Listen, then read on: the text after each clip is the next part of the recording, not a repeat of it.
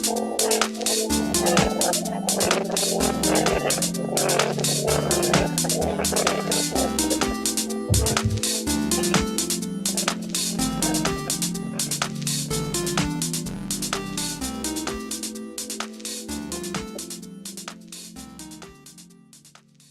right, we are back for another edition of the weather. And of course, today we're joined by the Astro Weather cat herself, Miss Peachy. Jasper's not doing well. And I'm probably going to have to cut the show short today because the vet opens at 8. And I got to see if I can get him in. So, yeah, he started to have like a weird reaction, I think, to some cat food last night. That's my sense. And he's just hanging out in one of those obscure places that cats hang out in when they're not doing well. So wish me luck on that. Hopefully it's not too bad and they can, remedy him up or whatever. So we'll see. So I'm not going to do like a whole weather thing today, but I will look at just the general conditions, which we can talk about here in about, spend about 10, 15 minutes, and then I got to go. So let's just see what we got here. Let's do this. It's a bummer too, because I had a pretty interesting star of the day. I managed to eke one out last night with Margot, Robbie, and some interesting connections with Sharon Tate, but that's not going to happen. So let's just do a quick little check-in on the weather, and we will go from there. Okay. All right, here we go. The balancing act, that moon in Libra, trying to balance this cardinal T-square right here. If you have some kids that were born between 2013 and 2014, roughly, is that right? Something about this. No. It would be if you have kids born between 2012 and 2014. Yeah, right around there. That's when they get into that heavy T-square with Uranus and Aries and Saturn and Libra and Pluto in Capricorn. Keep an eye out for those kids because this T-square is lining up pretty intensely in their chart today. But by and large, there's a lot of effort in just balancing things and making them fit and work. We have this Moon-Neptune opposition. And I feel like, in some ways, it's not really like confronting your fear, but it's like dealing with the unknown, right? Neptune is the unknown. And the moon here in Libra is, trying to establish some kind of contractual relationship with the world. Like, where am I? How am I feeling? How are other people feeling? How do I balance it all out? And then there's a lot of feeling going on. And, I was over on Twitter before the show. And it's amazing just how divisive this big, beautiful bill has become. And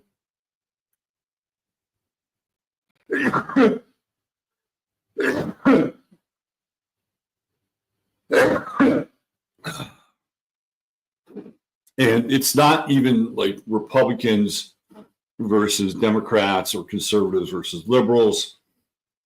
It's like MAGA versus conservative, fiscally conservative Republicans, And Twitter has become a space that's become dominated by basically variations of MAGA, right? There's like hardcore ultra MAGA, and then there's sort of like MAGA light, where people are like, yeah, I'm into the idea, but I'm not really into the cult. And a lot of the liberal voices on Twitter have left. They're just gone.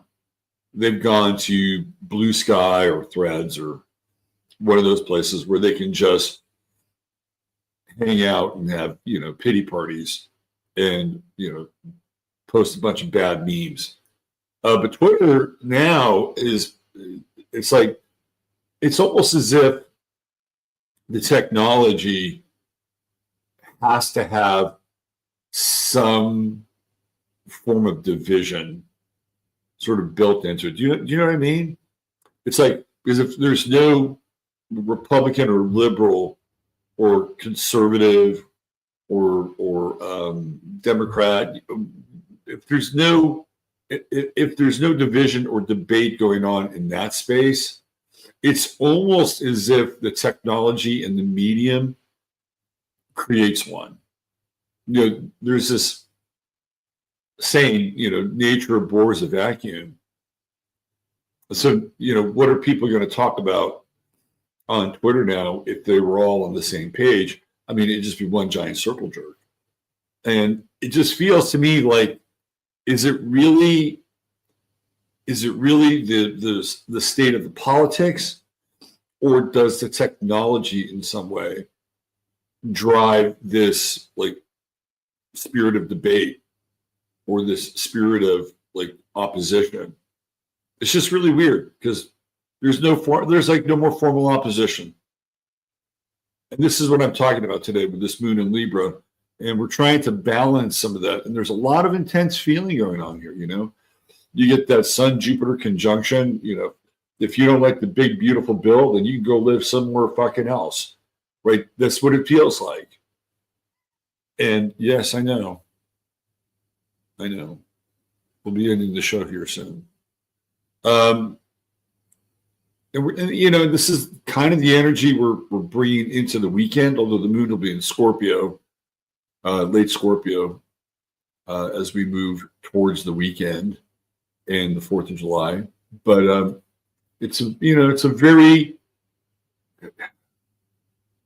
there's a lot of adjusting going on here, a lot of adjustments with this moon in Libra, and especially if you're dealing with people that are, I don't want to use the word heavy-handed, but people that are really emotionally invested in their beliefs. Because when we get into Neptune has a lot to do with belief. Like, what do you believe in? Do you believe in God? Do you believe in Jesus? Do you believe in the afterlife? Do you believe in heaven? I mean, these are all very Neptunian concepts. And with this Sun-Jupiter conjunction, and with the square to Neptune-Saturn, people will die for their beliefs. It's like there's such a strident energy in the air. And I'm going to say something. I don't want to be too alarmist, but I've been feeling this for a long time about this Neptune-Saturn conjunction. It has felt for a long time like it is the rise of the superstate. Right. And Aries rules things like first responders, i.e. cops. And it just feels to me like we're seeing the rise of a type of fascism that we've never seen before. And I've been getting lots of reports of people getting stopped as they come into the country, and they're having their cell phones looked at by TSA. And there's this one guy who says they clearly knew who I was, and I was on a list. And when I got here, they knew exactly what to do. And I believe was he an American or Australian? I forget which. But I'm starting to, hear more and more about this, that we have Palantir sort of lurking in the distance. And in this big, beautiful bill, the states have no way to regulate AI, right? Like if you were Texas and you said, look, we don't want AI, we don't want these, because AI takes a shit ton of not just energy, but also water to cool the equipment to run these heavy duty AI programs. And that's, extremely resource heavy. And the government has said, we want 8 years to basically make sure that we run AI. Do you know how much damage can be done in 8 years with AI with absolutely no competing entities involved? So my concern with the Saturn-Neptune square conjunction in Aries has been about the rise of a kind of a Christo-fascist state. And it's feeling like that. It feels like that on certainly on Twitter. And the cult of Donald Trump is